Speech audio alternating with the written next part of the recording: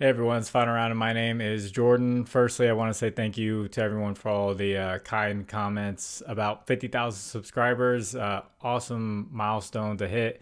Squirtle has officially evolved into a word turtle. If you don't know anything about Pokemon, it's just don't worry about it. So this video is for Wednesday's 10 game slate. I've mentioned previously that this final week is just kind of awful. You have to pick your spots in the games, and you have to know what these teams are playing for, see who cares. You could find tanking teams, as I've talked about, that have good players out there who are trying to get contracts, who are playing as hard as they can, and they still are great basketball players. So some of those games could be competitive with tanking teams, but I'm going to just try to target games where both teams really care.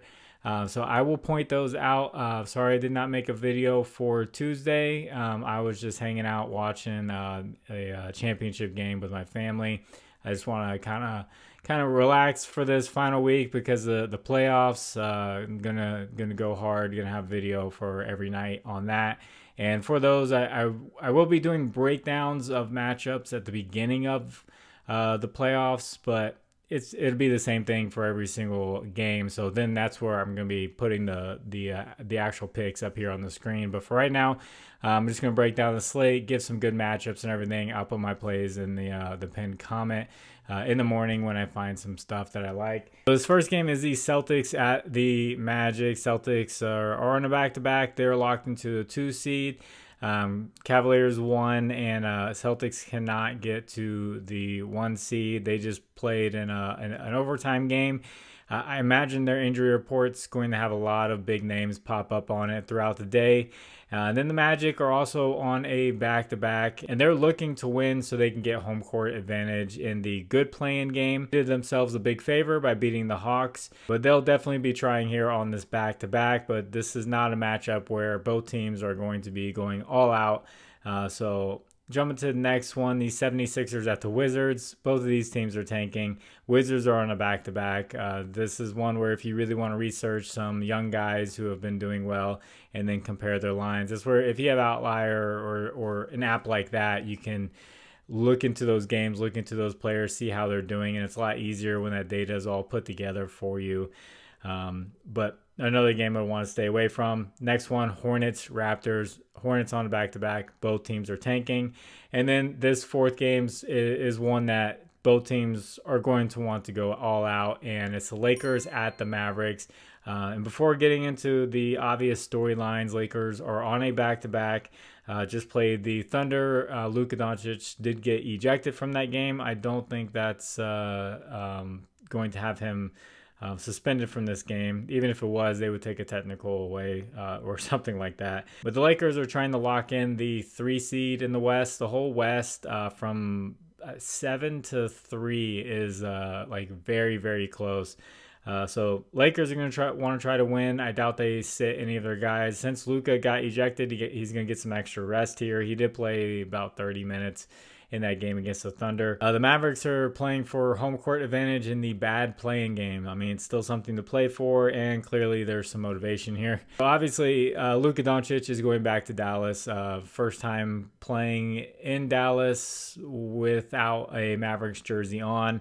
And then Anthony Davis, he has his side of the story. It looks like he's going to be probable for this one. He's going to want to show out. The Lakers actually been pretty tough defensively on centers, but we will see, how they do against their old center. So obviously Luka Doncic, his all the money's gonna be coming in on his points line or PRA and all of that. As far as like matchup goes, it's not like the best matchup in the world. The best matchup is for assists. The Mavericks give up the third most assists to the point guard position. I just don't know if that's how he's gonna want to approach this game. So just want to point him out just in case you weren't aware that this game was happening. A kind of a sleeper name to look out for in this game, a guy with a really good matchup, is the Lakers have been struggling against the point guard position over the past month. So if you want to fade all of the, the money going into Luka and all that, because sometimes it just happens, really popular play, a lot of money comes in and they don't quite hit it, and people question, all of that stuff. But a guy to look at in this game is going to be Spencer Dinwiddie. The Lakers give up the third most rebounds and the most assists to the point guard position over the past month. His last 5 games, he's had 6 rebounds, 9 assists, 3 rebounds, 4 assists. That one wasn't good. 4 rebounds, 10 assists, 5 rebounds, 8 assists, 8 rebounds, 11 assists. That is an average of 13.5 rebounds, assists over the last 5 games. So keep an eye out on Spencer Dinwiddie. I know it's not the sexy pick for this one. I know a lot of you are going to be throwing money on Anthony Davis and Luka Doncic, and there's good reason to, and all that. And the spread's actually pretty close. They're projecting that the Mavericks, keep it close. I would definitely favor the Lakers. I don't have it written down, but I believe it's a 4.5 spread. I'd put my money on the Lakers for this one. So if you guys could, please like the video, and if you haven't, please subscribe to the channel. If you have a little bit of extra time, could you leave a number in the comment section? Could you just put 50K? That's a number and a letter.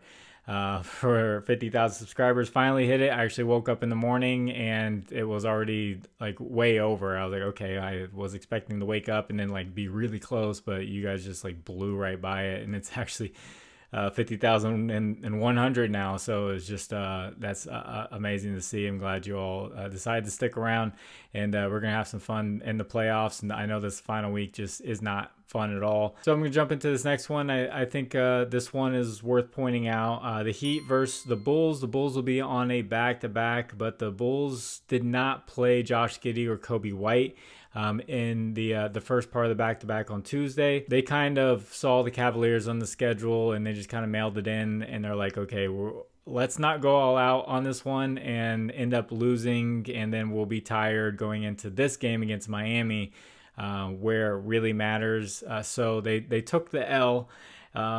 Now the winner of this, they're both in the bad playing game, but the winner of this could get home court advantage for that bad playing game, or they could even move up to the good playing game if the Hawks keep losing. So this is a really big one. Andrew Wiggins is still questionable, and the pace of this game is going to really dictate what type of numbers we're going to get.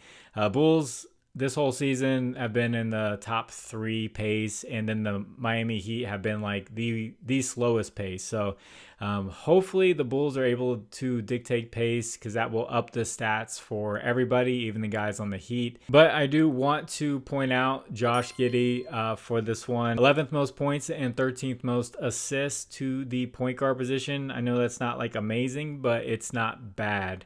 And he played against the Heat on March 8th. He had 26 points, 10 rebounds, 12 assists. They're actually tough against rebounds for the point guard position, but not Josh Giddey.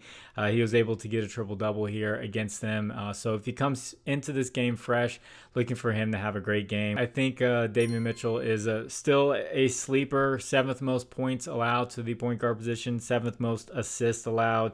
He's been scoring and passing well over the past 11 games. There's just one bad game in there. He's been playing upwards of 35 minutes a game, and if anything, take a look at his assist line. He had 8 assists in the matchup on March 8th, and that was in just 30 minutes. His role has definitely increased, and I think part of that is because of Andrew Wiggins' injury. He's getting more time and more volume ups. In this next game, I'm actually going to point it out, even though both these teams are eliminated from the playoffs.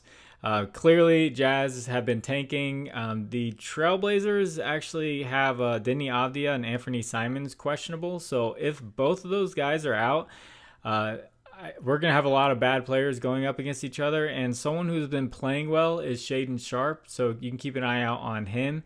And then since Walker Kessler is out, I think Donovan Clingan has a really easy path here for rebounds and even potentially points.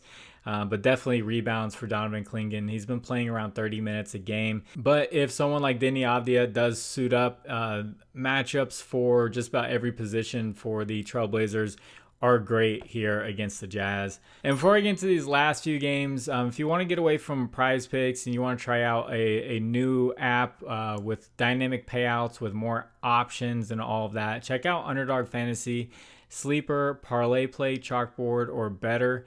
Underdog Fantasy is matching your first deposit up to $1,000. The rest are doing up to $100, and Better's doing up to $250 for your first bet.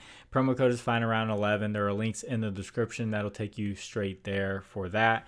And this next game is an interesting one as well. So I'm going to point this out. Nuggets at the Kings.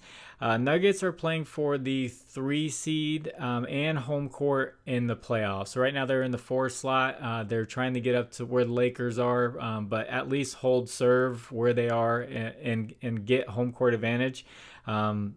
So they have something to play for, and then the Kings are playing for home court in the bad playing game. So injury-wise, Malik Monk is out, Keegan Murray is questionable, and then Jamal Murray is not expected to play. And then I'll talk about the big news. Nuggets fired their head coach, Mike Malone. They also fired their GM. I heard rumors, something about like Mike Malone was playing their veterans instead of the young players that were drafted, and all that stuff, all that.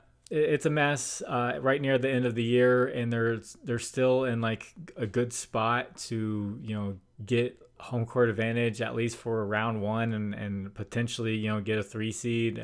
Weird timing and all of that, but they still got to play the games. And a guy that you have to point out here is Nikola Jokic. And with Jamal Murray out, I looked up his last 5 games, averaging 38 points, 12 rebounds, and 10 assists.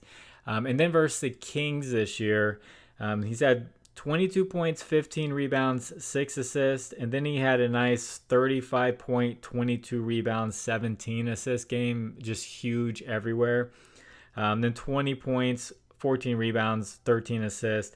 Jamal Murray out, his scoring has been, gets a nice bump. And then against the Kings, it looks like rebounds is his most consistent stat.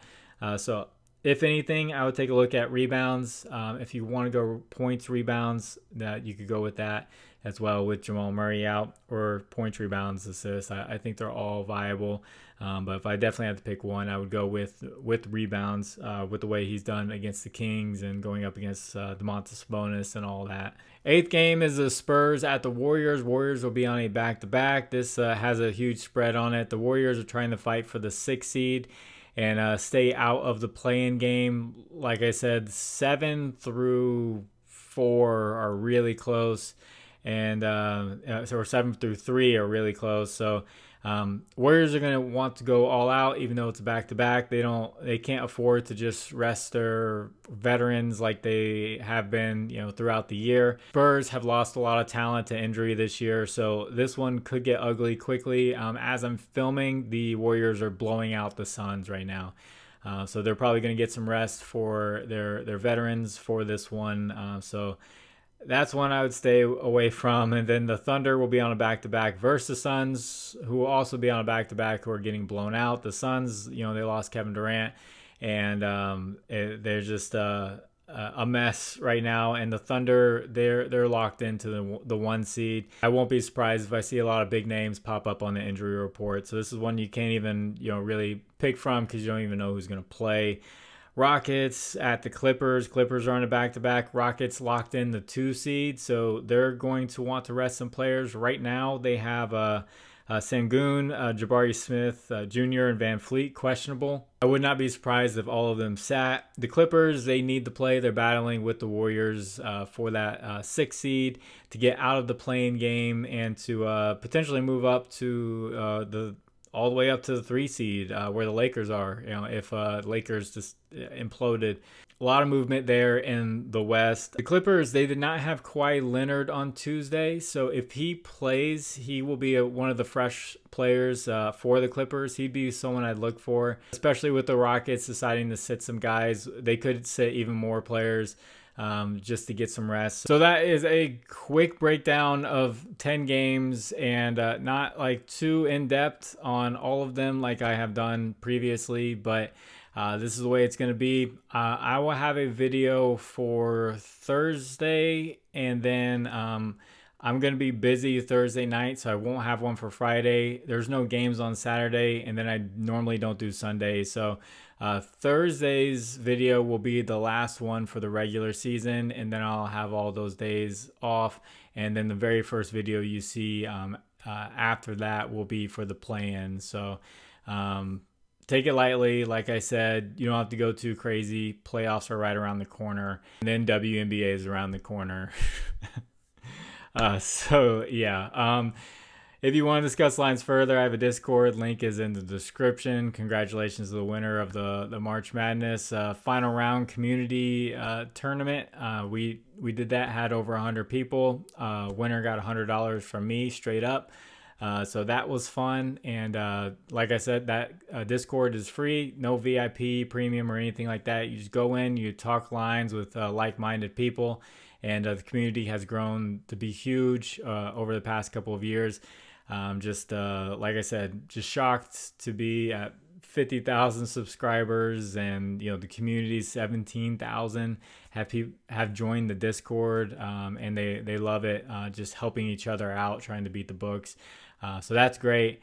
So I'm going to get this one edited and get it out to you. I say it's hitting the 20-minute mark right now, and I did not want to make this that long. I know it will be a lot shorter when you see it because I'll be cutting a lot of stuff. But God bless you all. I appreciate this whole season. It's been fun. It just flew by. I remember just waiting on NBA, and then it finally came, and then now it's like almost gone pretty much. So God bless you. It's final round. My name is Jordan. I will catch you on the next one. Bye.